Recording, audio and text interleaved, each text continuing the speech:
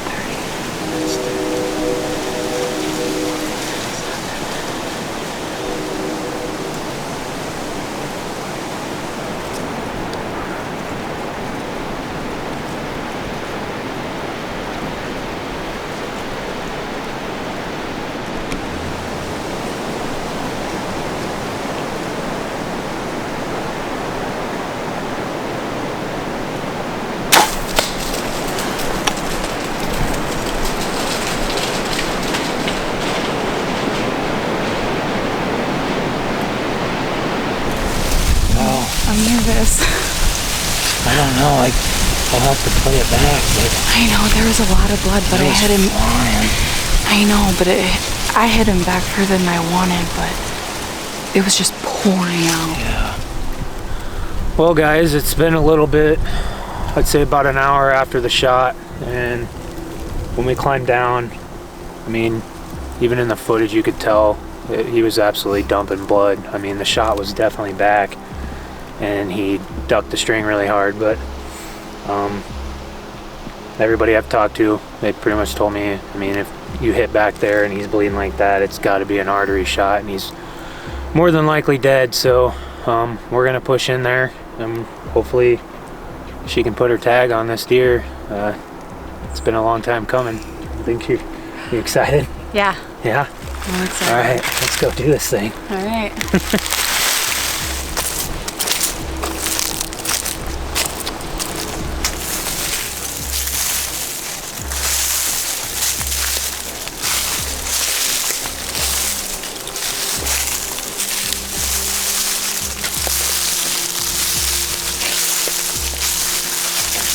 That's actually insane.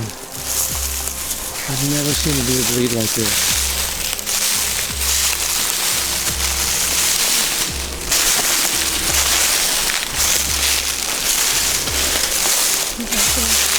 There he is. What? Is he dead? He's dead. He's dead. Hey. He's dead. He didn't go very far. No, I was gonna make a pretty easy drag out. Congrats, right here. I love you. Yes. Oh, that is so awesome. Oh, he went, what, 70 yards? Not even. Wow. That is so cool. Real. Well, Get up get your there. hands on him. Let's go. Look how cool that is, Zach. Oh, wow. Wow. That is so neat.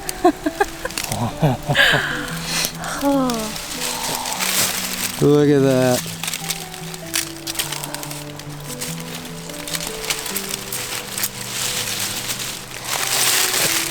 How cool is that?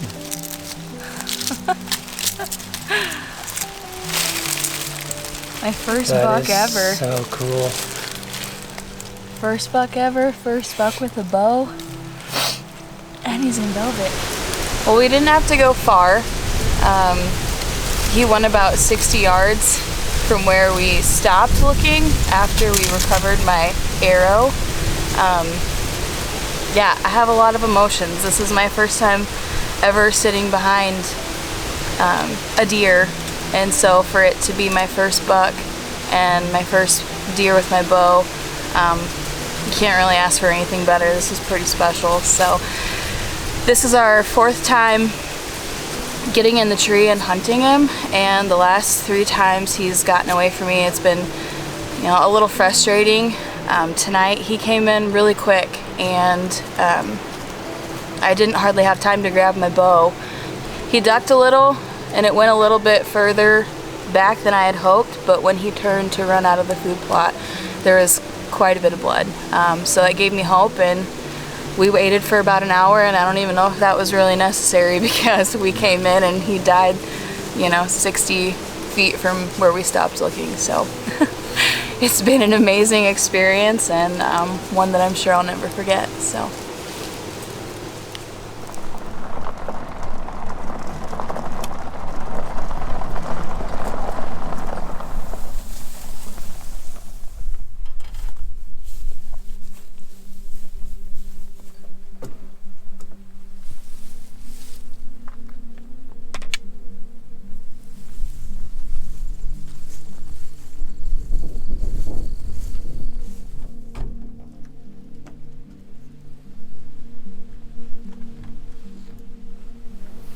Hey guys, and welcome to Midwest Whitetail.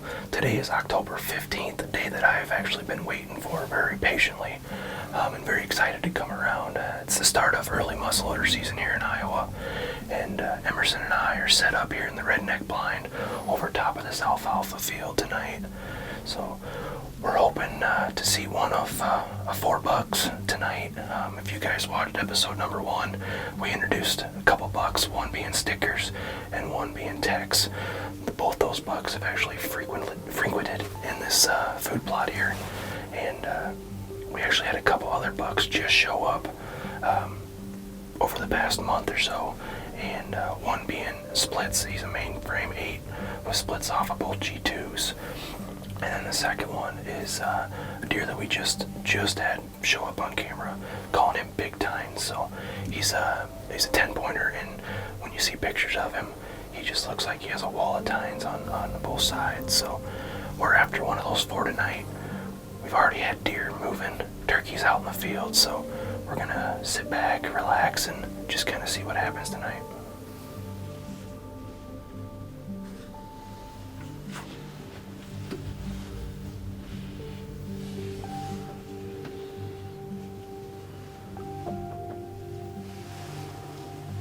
Pop out of nowhere when they come out here. Oh, I know. They're just on top.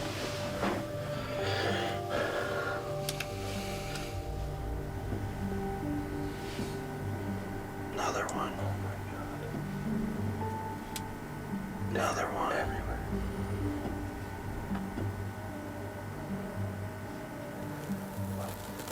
You sure that ain't Tex? I don't think so. Dex wraps around more. Are you on the does? No, I'm on the buck. Oh, watch them does, because they're right in your face. I don't know, that's a really wide deer. Really wide. I'm pretty sure that's Dozer.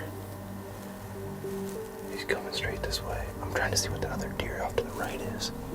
There we go, now I can see. Yeah, he's way out past his ears.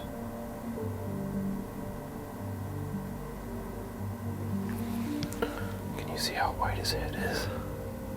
Like I do. In between, like it's snow white in between his antlers.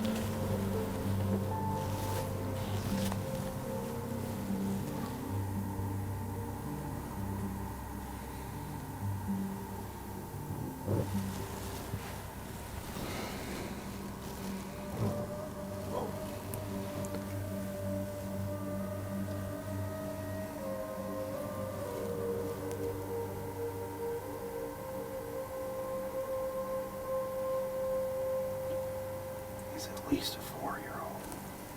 Yeah, I would say so. He's got really good mass, from what I can tell through the binos.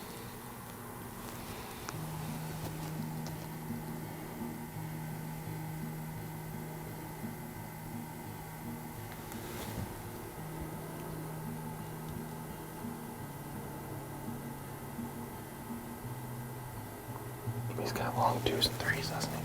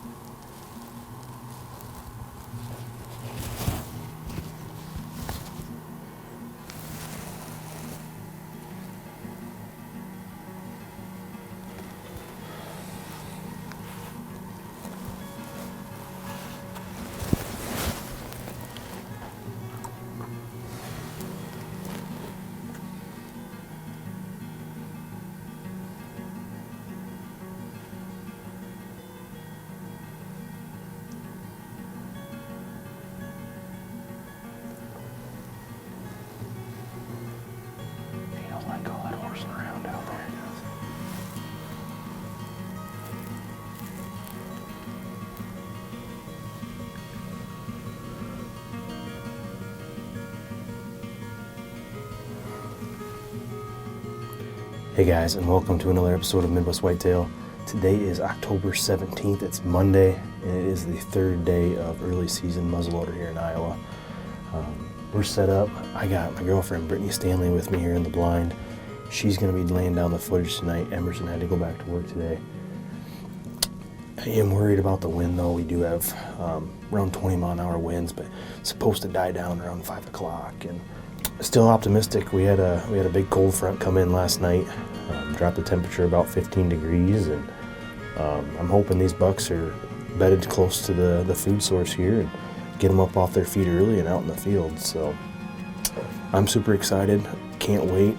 This is the kind of conditions we look for besides the wind. We always want to hunt them cold fronts. So we're going to sit back, relax, and enjoy the evening. Thanks for watching.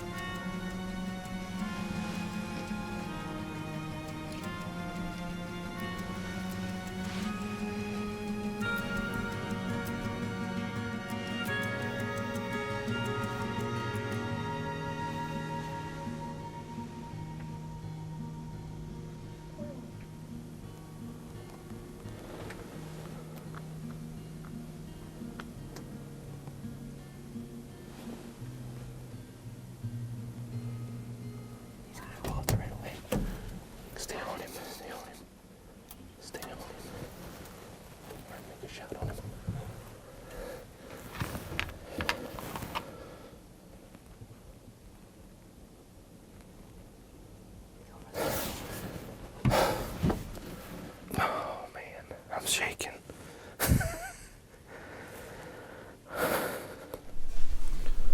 Well guys, that was an exciting ending to tonight's hunt. Here about 10 minutes after sunset, we actually had techs come out just actually 20 yards just to the east of the blind here. Unfortunately, we were glassing another buck that was out here to the west, and just happened to peer over and saw him standing there in the field. And you know, it was kind of a rat race to get the camera situated and on him, and then I also didn't have the front window open, so we had to get that popped open and try to get the gun on him. But unfortunately, we weren't able to capitalize on seeing him tonight. We're gonna be back at it again here tomorrow for another evening hunt, and maybe we'll get to see him again. But super excited just to see him. I mean, I haven't had pictures of him here in over 2 weeks, so I was kind of starting to wonder if he was still around. But you know, for the third sit of early muzzleloader, being able to get your eyes on a one of your target list bucks is pretty exciting. So we're gonna get things packed up here in the blind and get out of here as quiet as we can, and we'll see you guys tomorrow.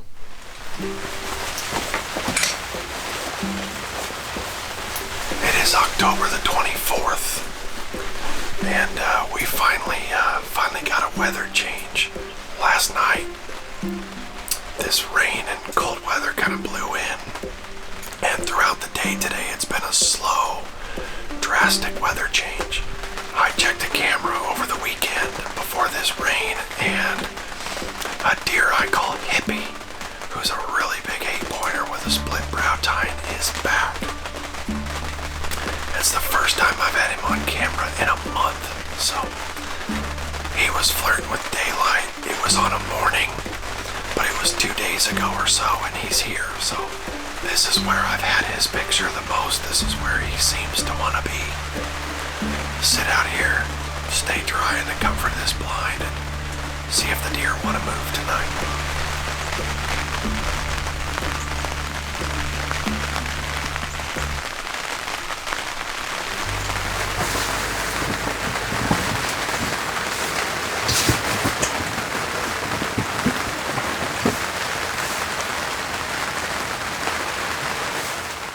Yeah.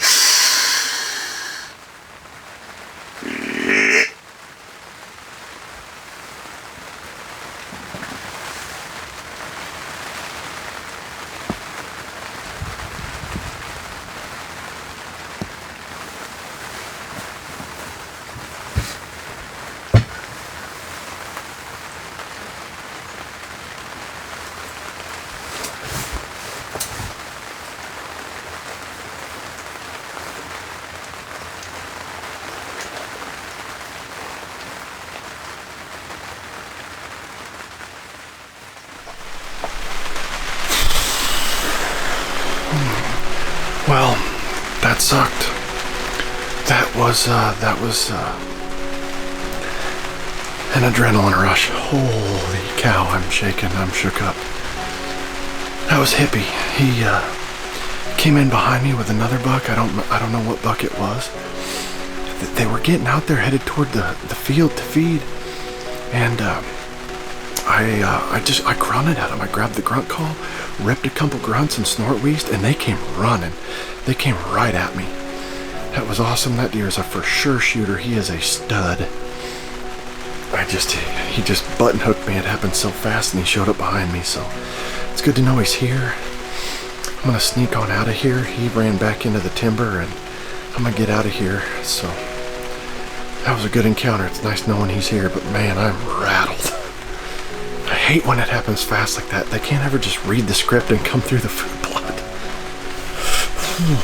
Anyway, I'm gonna get out of here.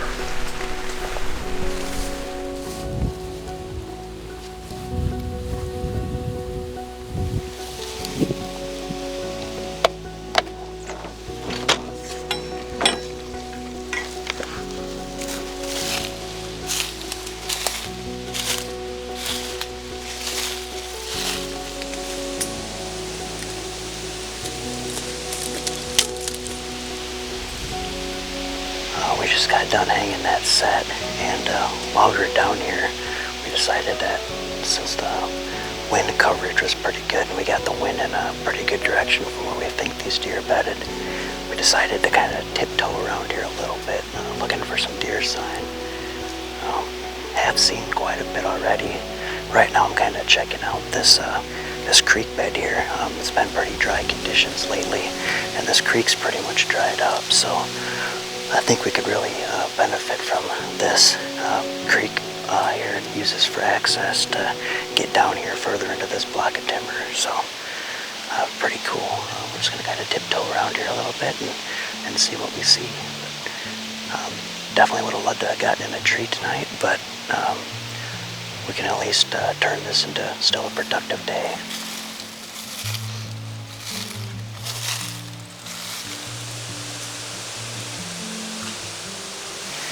We just got back to the truck, got that set hung. I just wanted to give you a little bit of an update about what we've been up to the last few weeks here. We haven't got a whole lot of hunting in just due to work and an out-of-state trip to Colorado that we went on with some family. But the first week of October, we were able to get out and do a little bit of hunting. We made a few sits for a buck that we call D3. He's got double split G3s, and he's been showing up fairly consistent. We got pictures of him the last couple of years as well, so we kind of have some high hopes that maybe we could get a shot at him.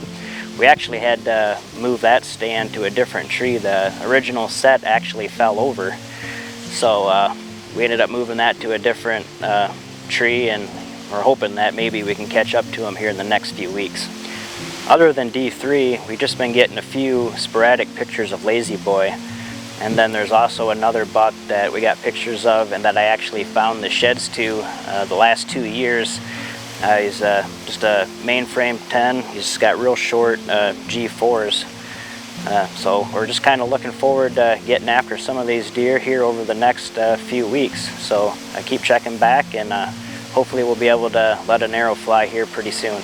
Thanks for watching Midwest Whitetail, the Heartland Show. I really appreciate you guys joining us this week on the Heartland Show, and hopefully each of you can relate just a little bit to Alyssa's hunt tonight. I know that when I watched that footage, it really just took me back to the early parts of when I got into bow hunting, and just, you know, how you go through those ups and downs and those roller coaster of emotions, you know. So I really, hopefully you guys can each relate to that a little bit. And then with it being Halloween season, it's inevitable that there's going to be a few monsters on their feet, and I'm really looking forward to continuing to bring the 2022 season to you, because it's really shaping up to be a good one. So thank you for joining us.